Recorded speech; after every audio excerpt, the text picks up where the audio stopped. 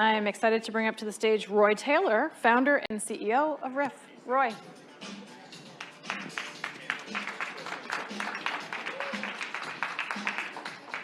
Hello, sir. Hi, Jenny. Thanks for being here. Oh, welcome. We're gonna have a great conversation, and I'm going to roll my trousers. are you gonna roll up your trousers? I'm wearing the socks. They're in the swag bag, so he thought he would show those off. There you go. I'm sure Mountain will be very, very appreciative of that, so awesome job. So I want to caveat myself by saying there are no dumb questions. So Roy told me that that's okay. So against that framework, it definitely puts me at ease so we can have this conversation. Roy, thanks for being here. As I said, we're going to talk about the power of virtual product placement, amplifying brand ad spend and creating incremental revenue for networks through VPP. Before we get into it, Roy, would love for you to tell everybody a little bit about you and your background and a little bit about Ryff. Sure, thank you. Well, as you can hear, I'm British. I started out a love affair with visuals when I wanted to be part of a school play, and I couldn't act or sing, but I could paint the backdrop, and I just really enjoyed that. And then I realized that visualization is a wonderful thing. And then I liked video games. And then I started working with IBM on their chip side, microelectronics. But I just really loved the visual side. So I set up a company to do that, and it was very successful. And then I joined, at the time, an unknown company called NVIDIA, which makes GPUs. I was a founder in Europe for NVIDIA, and just loved it. Just thought it was fantastic. Anyway, but I did that. That brought me to America. And then I got divorced, and realized the most fun place to have your divorce is Hollywood. So I moved to Hollywood to work in visuals in movie and television. That got me onto the board of BAFTA, British Academy of Film and Television Arts, and onto the board of 4 different film schools. Amazing, amazing, amazing. So you have, I'm sure, so many stories to tell. You've seen so much through those experiences. But I'm picking up a trend of merging data and technology with art. Yes. Talk a little bit about that.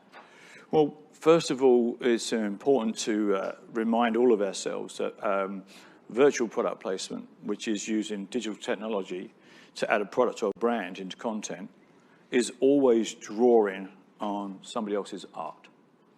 And I say that not to be facetious, but I say it in the company all the time, that, like that poem, be careful where you tread, for you tread on my dreams. Doesn't matter what the content is, to somebody is their art. And so we better take the responsibility seriously, and we better get it right. And so that fusion of technology and art, I think, is really important. There's nothing more human than art, I would argue. Right. I mean, talk about that juxtaposition. I mean, that's massive when you really think about that. In the early days of Ryff, I was messing around with the guys, trying things out, and we put a MacBook Pro into Casablanca. And then the room went quiet, and we all looked at each other, and we said, you know, we better take this seriously. Let's just wrong. So from the outset, we set up a platform that has guardrails in it. And there's all kinds of obvious guardrails. Any kind of scene with minors in it, with alcohol, for example. But then there's also lots of personal ones. You may not like the prairie, or someone else might like something else. And then there's contractual ones. Matt Damon has a deal with Stella Artois. But then there are also personal ones. You know, I don't want a particular product or a particular brand because they don't share my values. And so we set out from the outset to build something which would respect not just the artist, the creative, but also the person and the brand's individual values. So I want to come back to that in a minute and have you explain, like, literally how you're doing that. But that's such an important topic that you bring up right now, especially since we're living in an era of marketers talking about brand purpose and authenticity. And, you know, that's become, and it's interesting because you don't hear that conversation as much in the context, obviously, of technology and sort of, you know, data, speed, all of that. And yet that's so core to how brands need to be successful. Yes, it is. And sometimes it feels like we're having those conversations as mutually exclusive, but they can't be. I believe that the currency of the world today is not money. It's not the dollar. It's authenticity. Yeah. Right now, everybody in the audience here is making a judgment about me right now. Is he authentic? Is that real? Does he mean that? Or is he just saying it here to be on the stage with you this afternoon? And we do that because we are bombarded every single day with fake something. And on the face of it, you could put the charge to me. Well, hang on, Roy, isn't what you're doing fake by definition? And I can only get past that by being genuine. And so we're looking to run a campaign, for example, later this year called It's Only Fake If It's Not Real. I am strongly against any kind of deep fake. So then how do I weigh those two things up? How can you say that, Roy? You must be a hypocrite. Well, no. I believe that if you would have done it, if you could have done it, and we enable that, then that's authentic, that's true. But if you would never have done it, that's fake. So for example, It speaks to intention. these socks, Yeah. I think they're marvelous. Yeah. But if I couldn't have put them on today, and dang it, I wish I could have done, Yeah. and I then add them digitally, then that's great for everybody. But if I've never have done it, that's just wrong. That's why, for example, we will never, ever work, ever, with anyone that's passed, because they're not around to say yes or no. Interesting. So let's talk about how this actually plays out. And as far as I know, as you said to me, this is your first Yes. time public speaking about Ryff. So tell us what it is. What is it? What does it do? And we'll go from Yeah. there. So we've built a platform that allows us to take any visual media of any kind Okay. and to So examine movies, movies, TV shows. live sport, live sports, yeah. True Detective 6, your cousin Bob's fishing trip to Cancun. Yeah.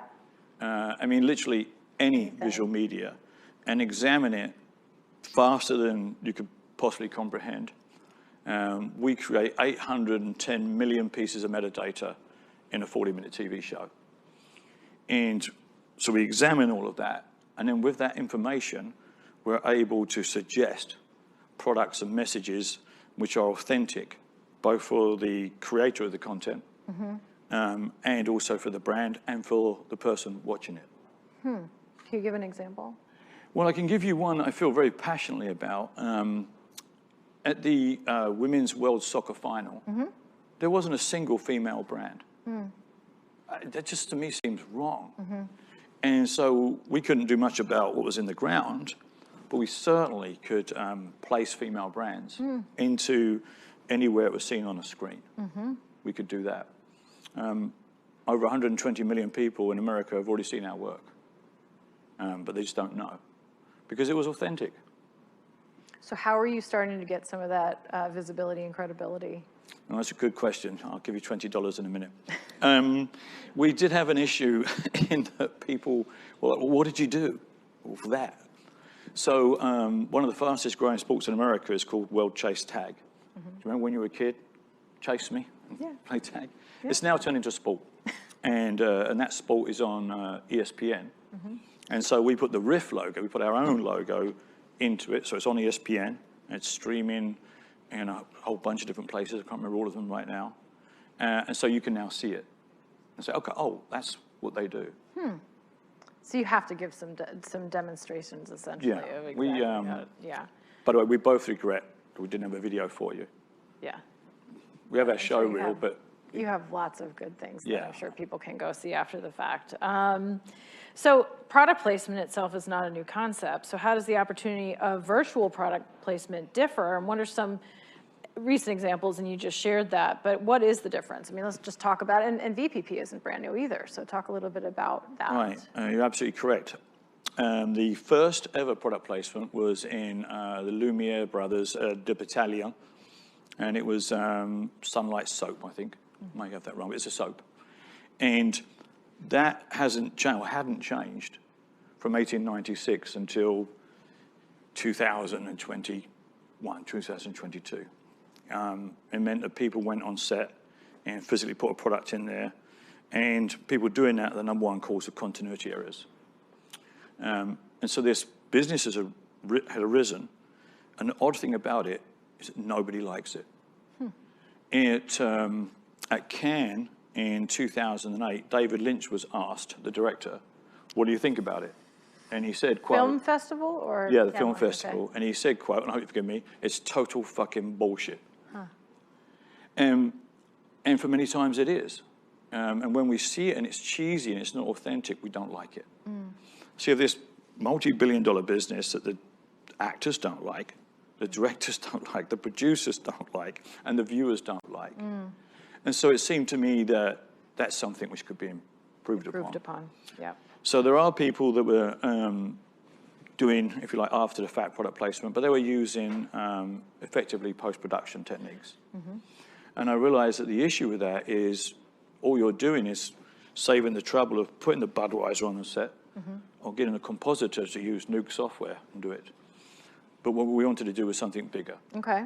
Which is maybe to make it possible to do it at scale authentically so that it resonates with everybody that sees it and is connected to it. So let's talk about that scale. How is it possible to scale product integration? Well, no surprise, with my background in graphics processors, we use a lot of technology that's in the video game industry. And I looked it up just before you came down. Can you put your hand up? You've heard of a video game called Fortnite. All right, okay. So there were, about 14 minutes ago, 1,582,737 people playing Fortnite. Oh my God.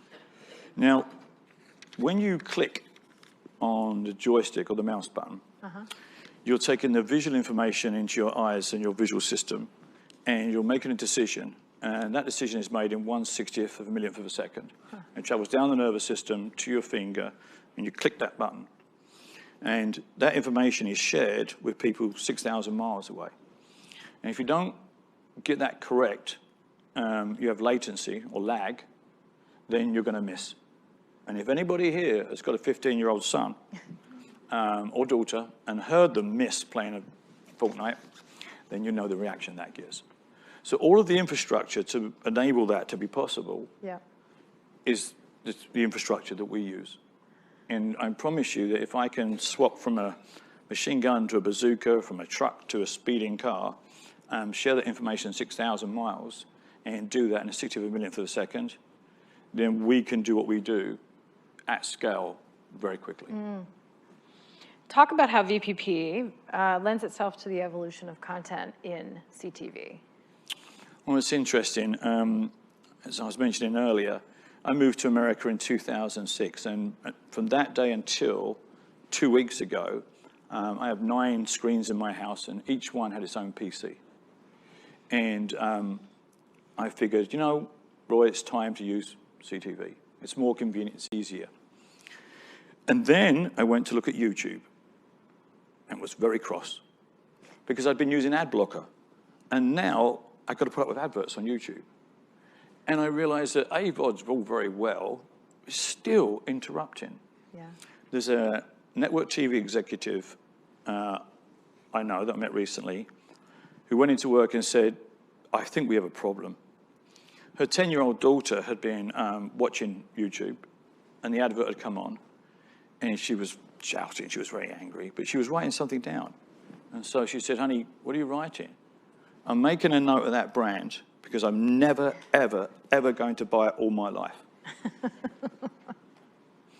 You see, we live in the world that we know, and these new generation are coming through in a world that they know.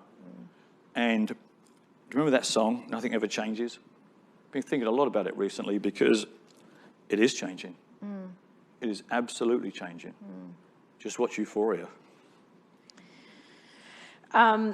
Why should a brand or network be interested in virtual product placement? You know, where your position, I'm sure, is that you can't not have this integrated as a marketer. Talk about the need here. Yeah, well, I'm British. If you tell me I can't, or shouldn't or must not do anything, it makes me want to do it.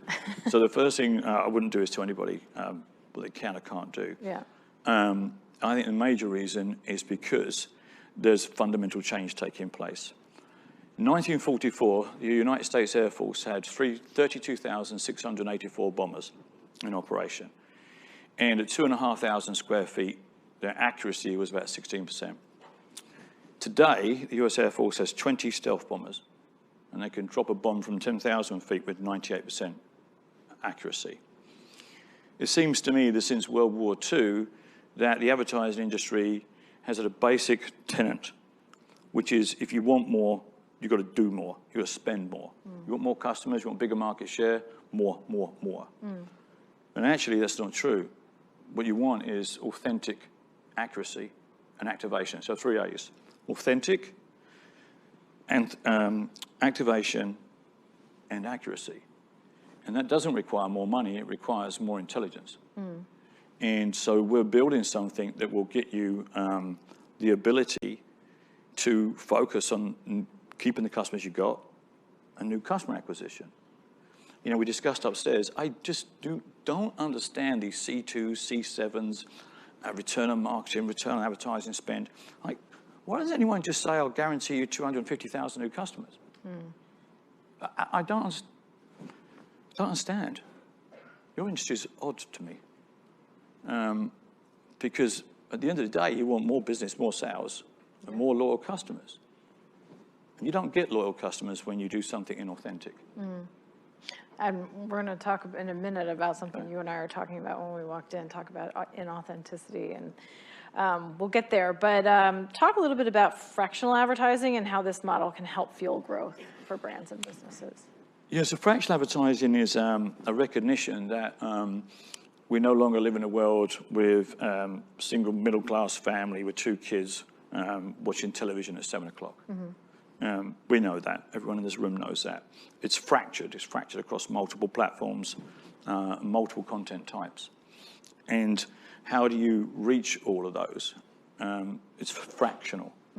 And so I realized that our ability to access that content, connect to it, and find which parts of it are perfect for you allows us to reach scale audiences, again, authentically, depending on how many new customers you want. And so I think it's really important for that reason. Yeah, yep. I wanted to remind everybody that we're going to have some questions, time for questions at the end, both those watching virtually as well as everybody in the room. Now I want to ask you, circling back to the piece about authenticity versus inauthenticity. Obviously, we are at a point at which AI and ChatGPT is just on fire. I mean, you can't not have a conversation among marketers right now without having that be clearly one of the things that people seem obsessed with.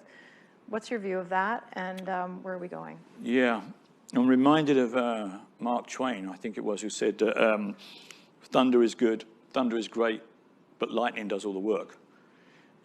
We talk about AI, and I don't think we should be. I think we should be talking about machine learning. Once you give a data set to a platform with machine learning, it learns so fast that it is literally frightening. We had a moment last June, we call it sentient moment, when our platform said, I'm not waiting for you. The last 200,000 times you did this, it always resulted in you wanting a bottle of wine.